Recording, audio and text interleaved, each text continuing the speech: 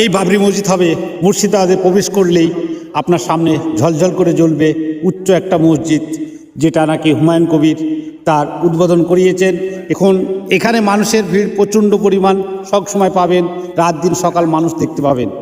তাই আপনারাও আসুন, এটা সবার জন্য মসজিদটা, তাই সবাই মিলে একটু সহায়তা করুন। এখানে প্রচুর পরিমাণ মানুষ এসে ভালোবাসা দিচ্ছেন এবং তাদের দান এবং তাদের ইমানের জায়গা তৈরি করে নিচ্ছেন।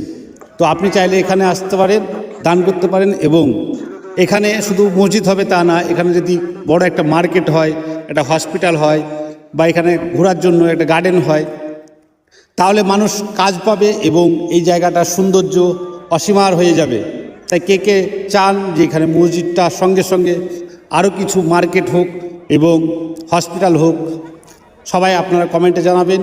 আর এই ভিডিওটা নিলাম এই জন্যেই যাতে আপনাদের সামনে তুলে ধরতে পারি। তাই ছোট্ট একটা ব্লগ যদি ভালো লেগে থাকে শেয়ার করবেন।